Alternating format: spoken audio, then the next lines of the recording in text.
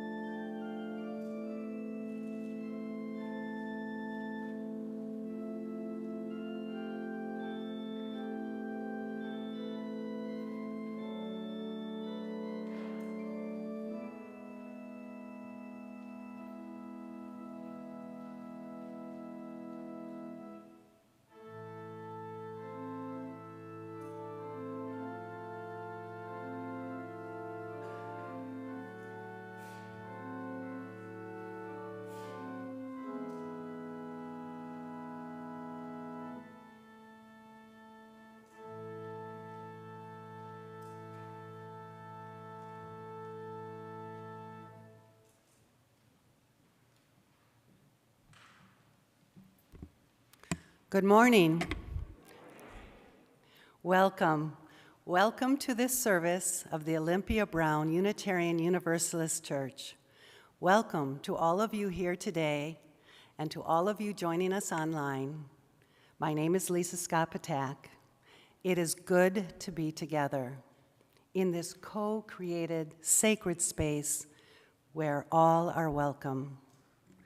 We come together each week seeking comfort, support, fellowship, and mutual inspiration.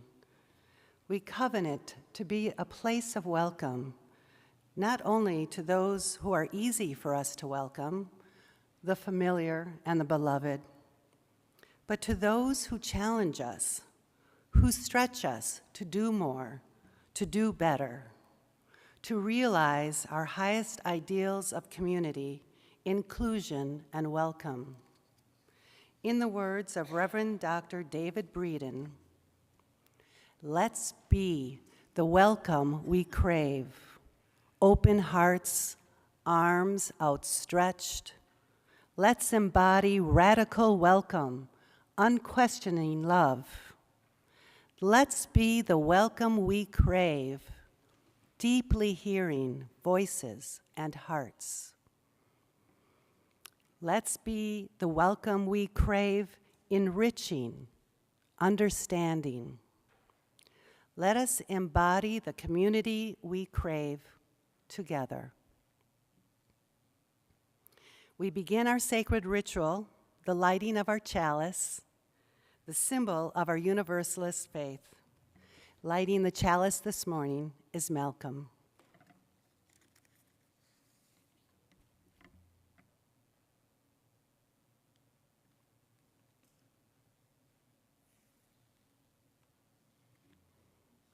Another reading by Dr. David Breeden.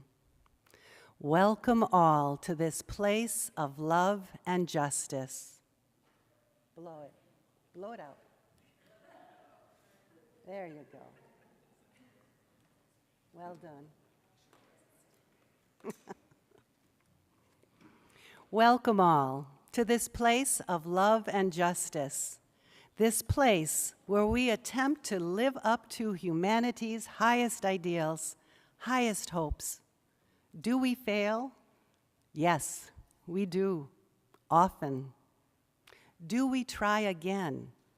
Yes, we do, always.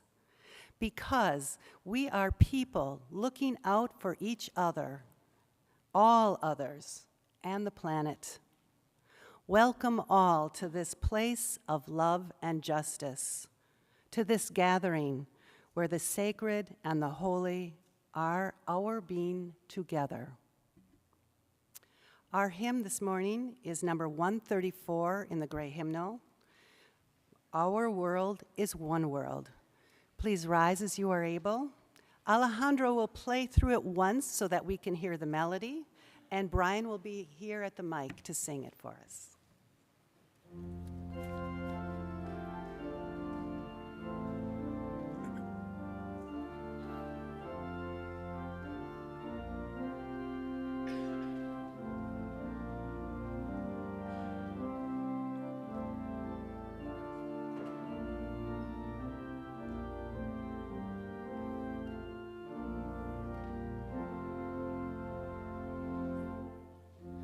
Our world is one world. What touches one affects us all. The seas that wash us round about, the clouds that cover us, the rains that fall. Our world is one world. The thoughts we think affect us all. The way we build our attitudes, with love or hate we make a bridge or wall. Our world is one world. Its ways of wealth affect us all. The way we spend, the way we share, who are the rich or poor, who stand or fall. Our world is one world, just like a ship that bears us all, where fear and greed make many holes, but where our hearts can hear a different call. And now it's time for the message for all ages. So if all the children and those young at heart can come on forward.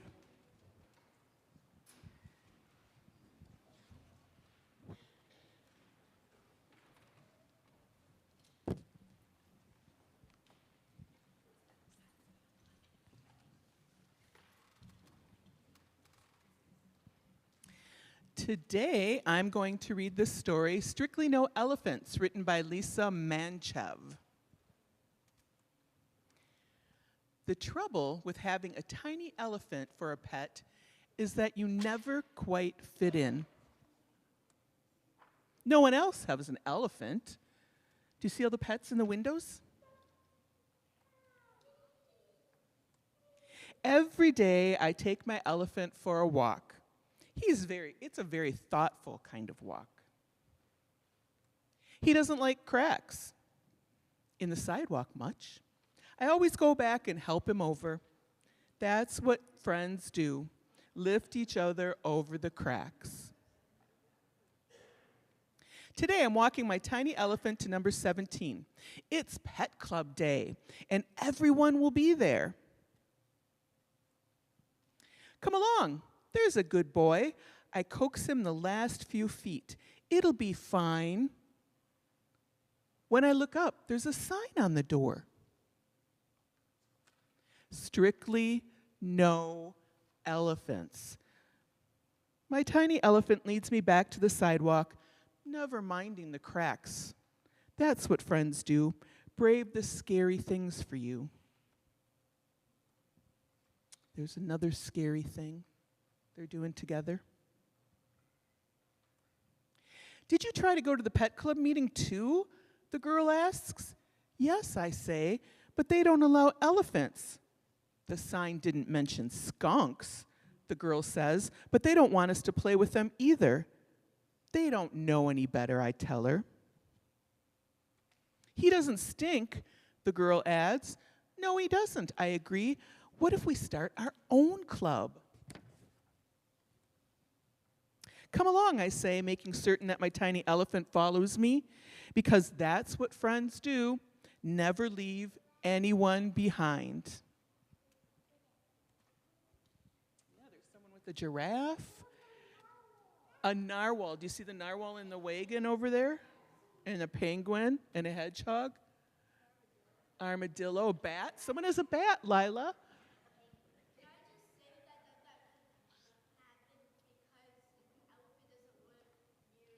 Yeah, okay, so Lyra wants us to know this would never happen because they would never live together.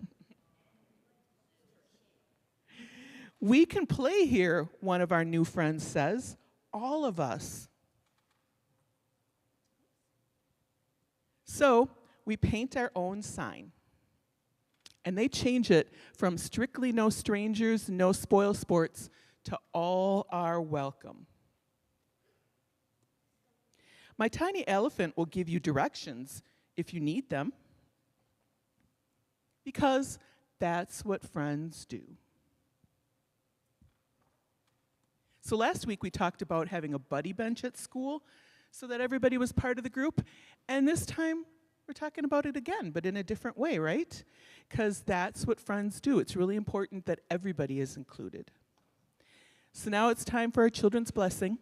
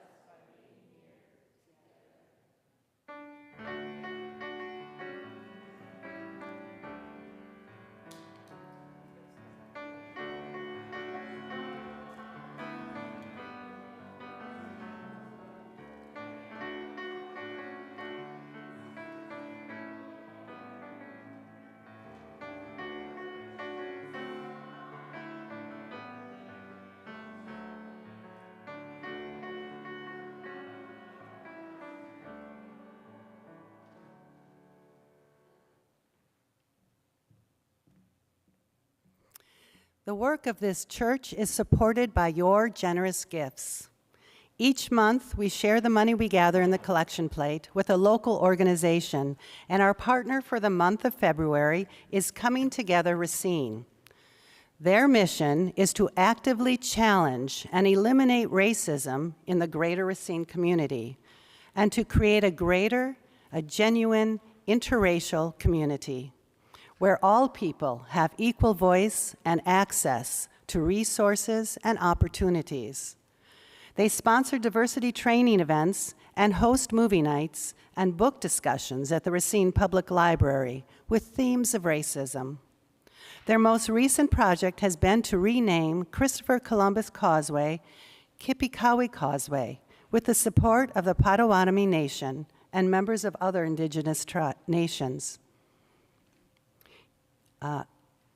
Our plate will be split with them, and to see, I'm sorry, my notes are off, but the directions for giving are at the back of your service, order of service. And here today, to give us special instruction on how to pass the plate is our own. You did. You were winking at me and kissing. Okay, here we go. Good morning. I'm Mike Rude. Today, we are going to celebrate another saga in how to pass the collection plate. This week, I am blessed to have 4 beautiful and talented assistants who will help me. If my assistants could come to the front, please. Here they are. Look at those beautiful assistants. And Lisa, there you go. And as you can see, they are putting up caution tape. Walk back. There you go. There you go. It's hard to get people to do things. And that can only mean one thing. The caution tape means do not cross. So, I'm passing out collection plates. Please pass them.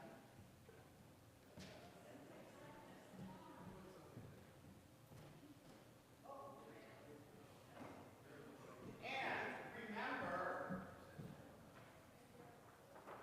do not fear the divider. The divider. Do not fear the divider.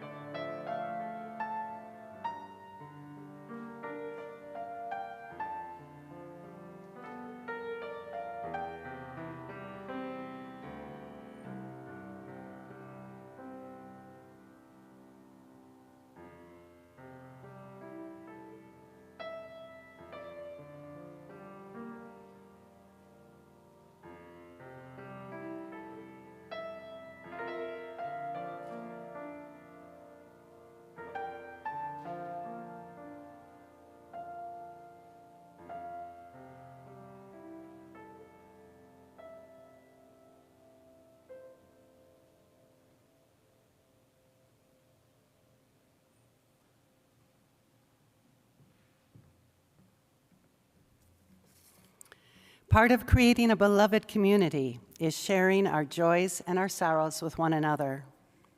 Today, you are invited to come forward and share your joy or sorrow at the mic.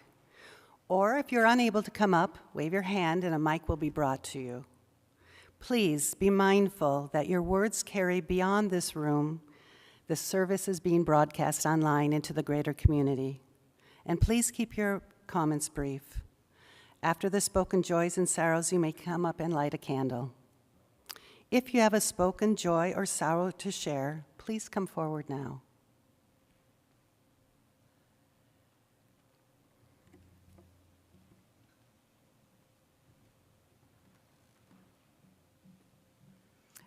Good morning, Mary Beth Selke. It was a real joy to be at the Racine Interfaith Coalition Love and Justice Breakfast, and thank you to Rachel for making the key lime pie and representing our church. And it was the largest turnout ever, 150 people at Infusinos, and it really fits that we're all together with the Interfaith Coalition and working together to bring good things to Racine.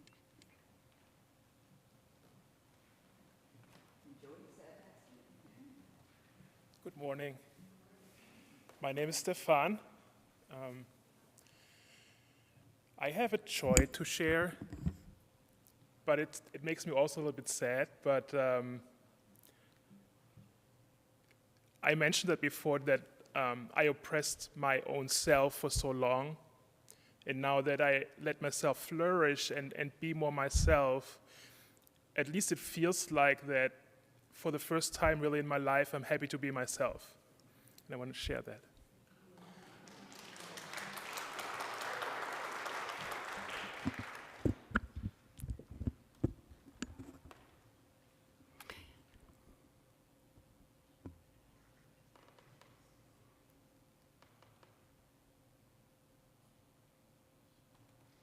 And now, if you would like to light a candle, please come forward.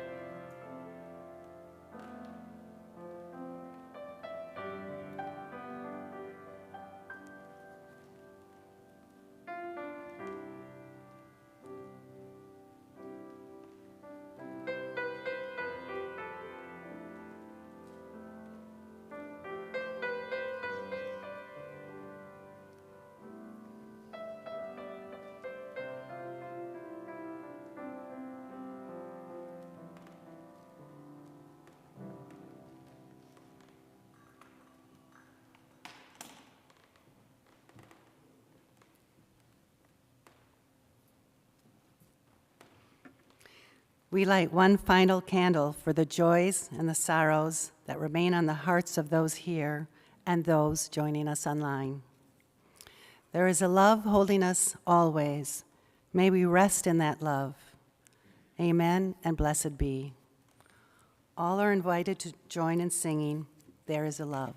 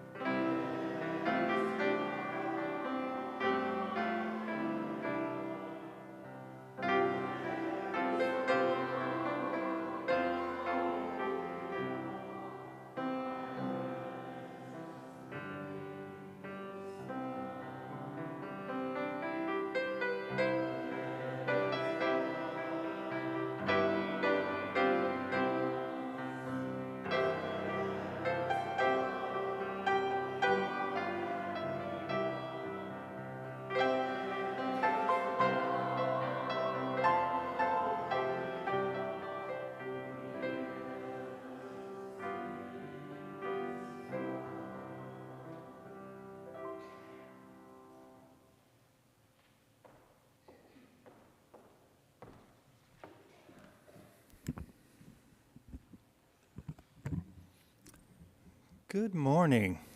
Can you hear me okay? Yeah? Okay, good, good.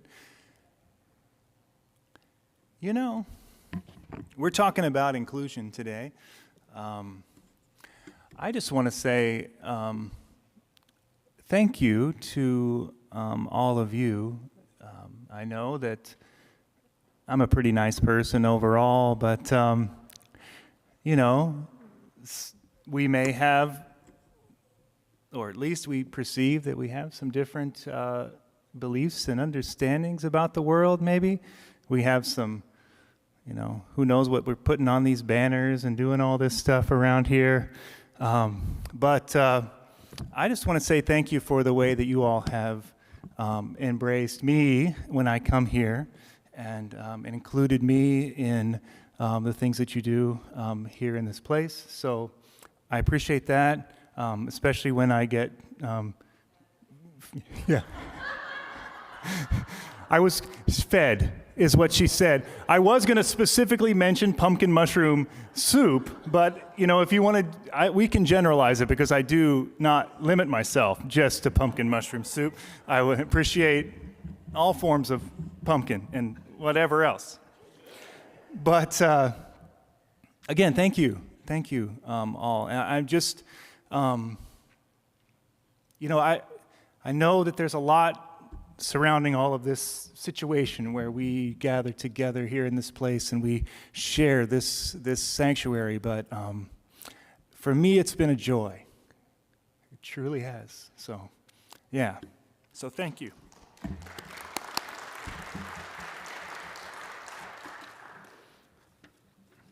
I say all that so that if I offend you, you'll remember this lovely moment we shared.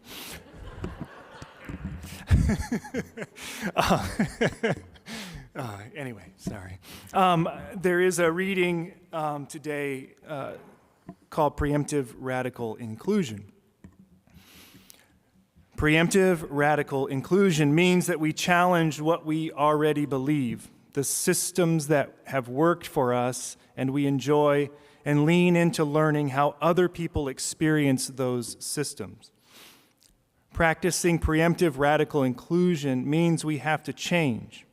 In fact, it is a sign that we are practicing preemptive radical inclusion that we notice it is we who change.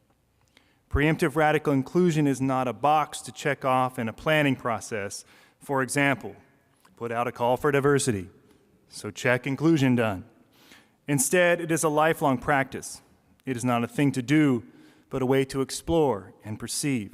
It is a way to examine privilege, to take on responsibility, set aside control, and to work for justice. Usually would say amen after the, amen. Right.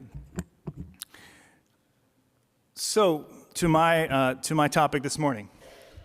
On your bulletin, you'll see a picture that may seem odd to some of you. I don't know. It is a Cuban flag there in the front, and right behind it is, well, the older pride flag, the previous 1.0. It's 1.0. And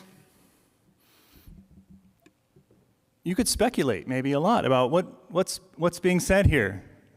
Maybe it's our righteous Miami Cubans coming to the rescue of LGBTQ community.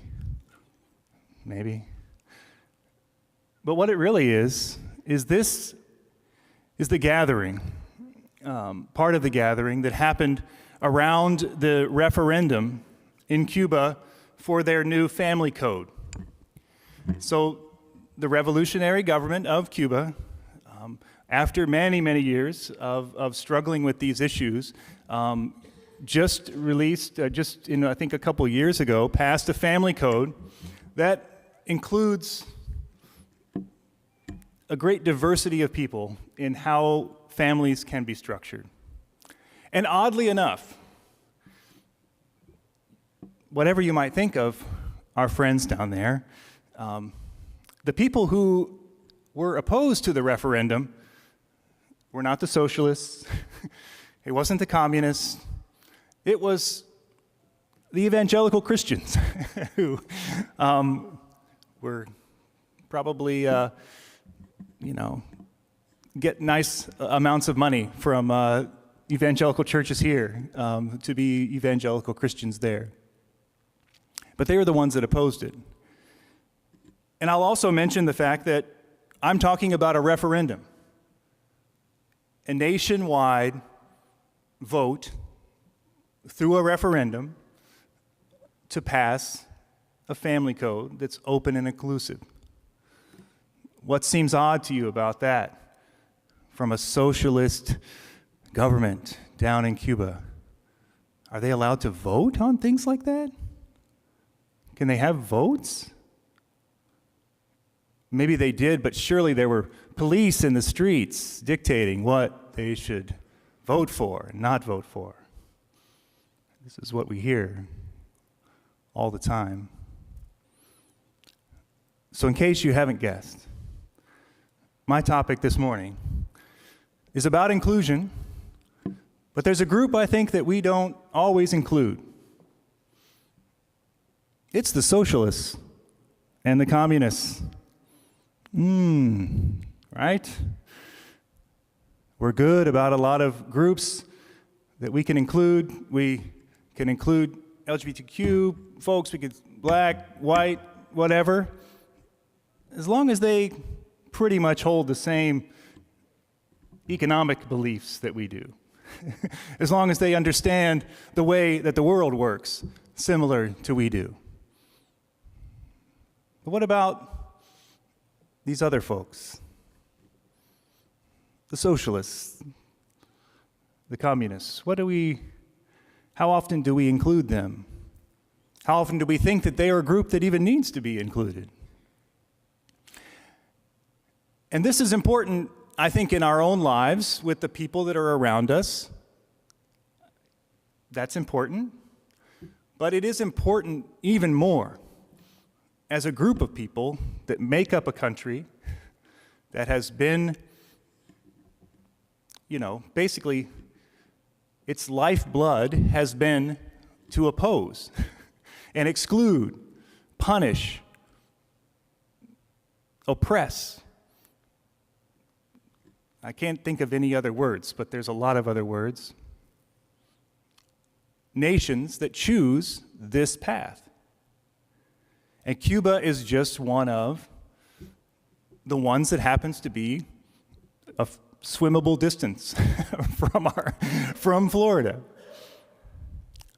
And I don't want to go through the whole history, but, since the Cuban Revolution, not only has our nation not been inclusive and tolerant and all of those nice words, but has sanctioned, embargoed, sought to assassinate their leaders, continually attempted to immiserate in every way possible the population of that country so that they would be so miserable that they might call us back and say, we want your economic system again. Not very inclusive. Not very inclusive at all. Sadly, it seems hard for us to know what to do about this. Like you, I'm happy to celebrate the wonderful aspects of Mr. Carter's life, who just passed, our former president. I like peanuts, But if you have any friends from El Salvador, have any friends from Nicaragua, they might have a different opinion of Mr. Carter. And why was he not inclusive of their ways in the world? They were socialists. Lovely with a hammer. Didn't like the sickle so much. Sorry. I couldn't help that one.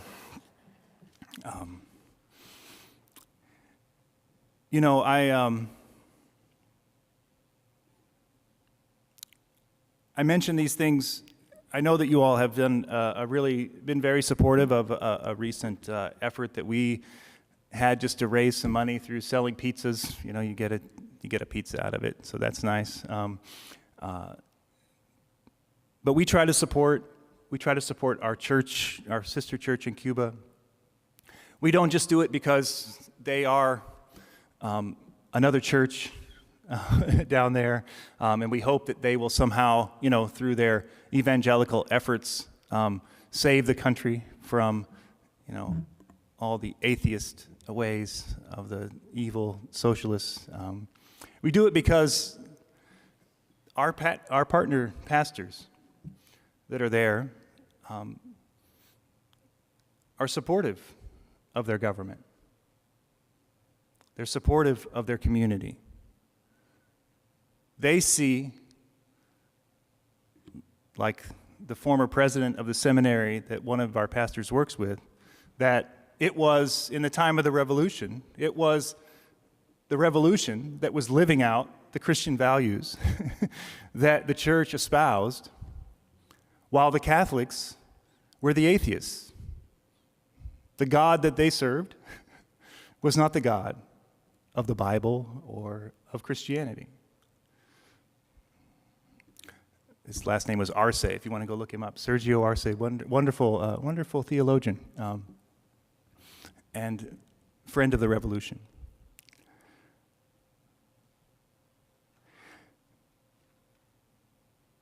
We do live in a world. We live in a world that is a place where love is holding all of us, where love is surrounding all of us. And we attempt to rest in that love. I wish that for every single one of us. But we have to be very, very honest with ourselves. Very, very real with ourselves. We have to think about the change that we need to make as people, but as a people. Because it's not just about your theory of the world. It's not just about what you think. Because I can understand if you personally don't want your country to be socialist. I'm fine with that. You might have certain advantages that, could be a problem. I don't know. That's one thing. That's one thing. The other thing, though, is to preemptively decide that a people cannot choose that for themselves as a nation. And to go from that place of preemptive decision to overthrow, coups, on and on and on. Military intervention, so on and so forth. Because we are, we are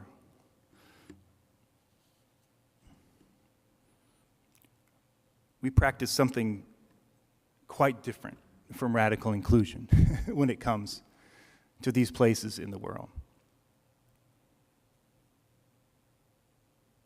So, preemptive radical inclusion.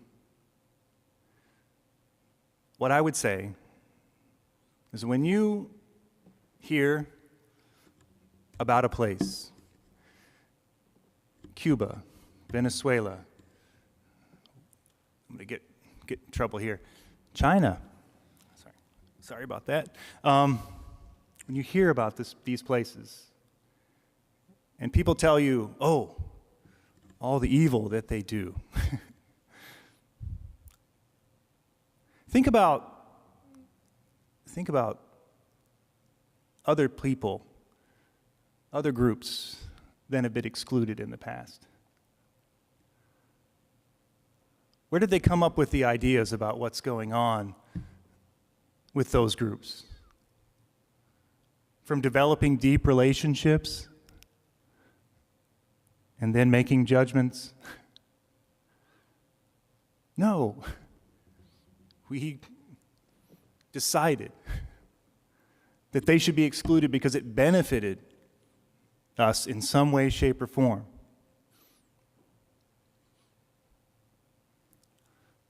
So ask yourself the question, who's benefiting from this narrative?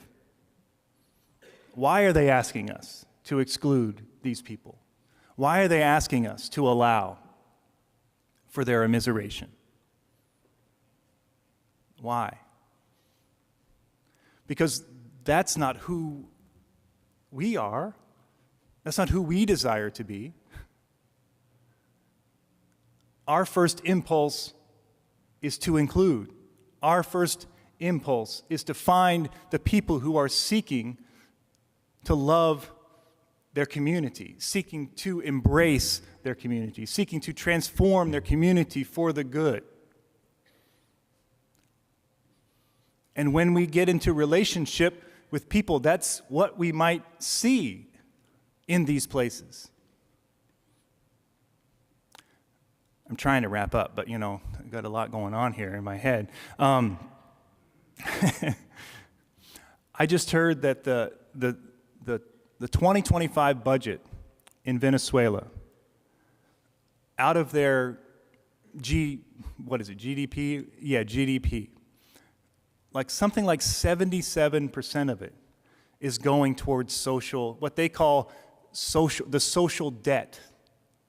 They don't call it handouts or whatever. It's the debt that the group that represents all of the people, the government, the state, that's made up of all the people, it's the debt that they owe to those people. 77%. That's after us and our friends have stolen billions of dollars from them in their gold reserves, in their oil companies, right? Imagine that, 77. Imagine what would happen if we put 50% of our GDP toward the social debt we owe to the people that make up this place, this country. 25. The military budget. Whatever.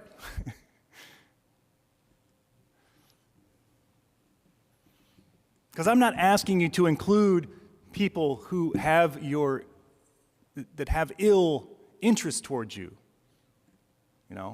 I'm not here giving you the let's become a purple community and embrace the red and the white and all the different political strands, because I think some of those people have ill interest toward us. They have ill will toward us. I'm asking you to look and seek out justice and love in the world. And it may be that we need to include the socialists more readily than we do some other groups. I'm going to stop. We can, if you want to talk in the coffee hour about, who really stopped fascism, we can go down that road too. But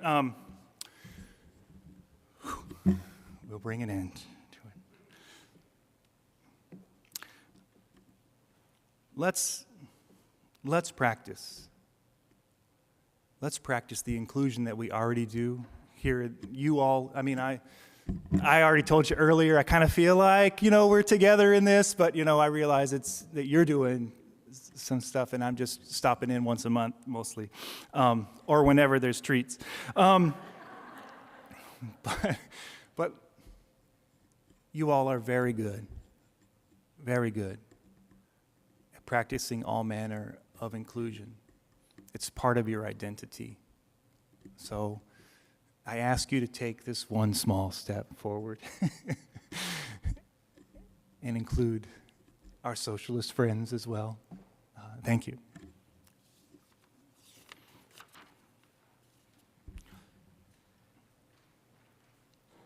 Let's sing 317.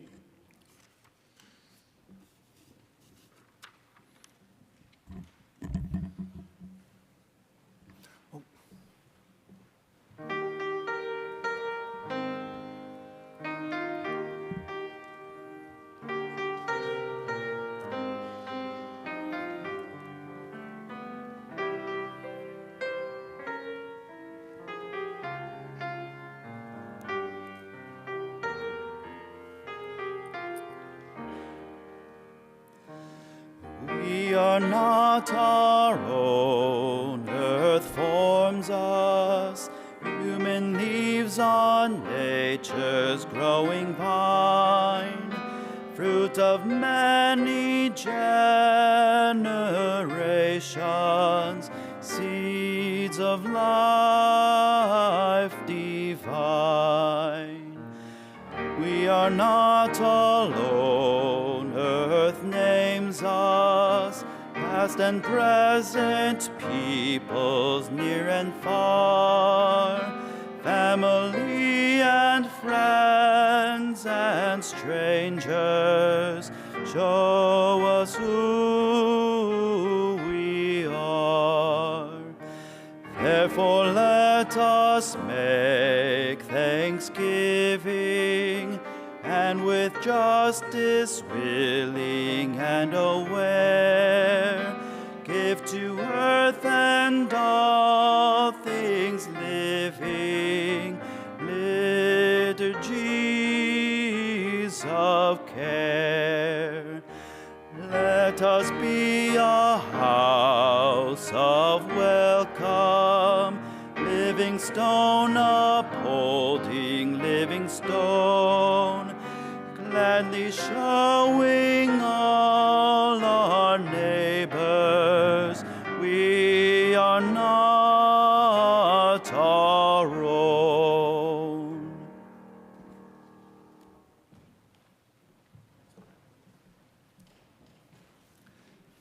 Better him than me. That's good.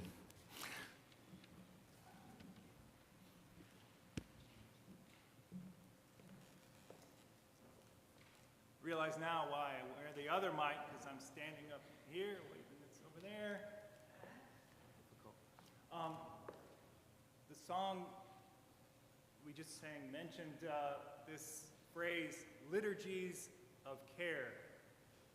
You all know what a liturgy is, right? It's like when you worship in some way, you call it order of service, and but you have the words that you want to say, the ways that you want to be present in a space in that day. The original Latin for the word is about the work that we do as a community. Not only in our worship, but out in the world. So let us, with the intention that we might have in preparing a worship service, preparing something for us all to gather together and find meaning and make it feel like we are community again, or renew that sense of community. Let us all practice liturgies of care with each other, all of the world around us. This flame, it's the fire inside of us. It draws us into care and compassion for this world. We are meant, each and every one of us, to carry this flame, to be the kind of people who work intentionally and carefully to love one another, to radically embrace those around us, to practice justice, do good. So carry it with you, even though it's extinguished here. Amen. I just wrap the benediction up in that, next time I'm here, I'm just going to take that line out and use it all.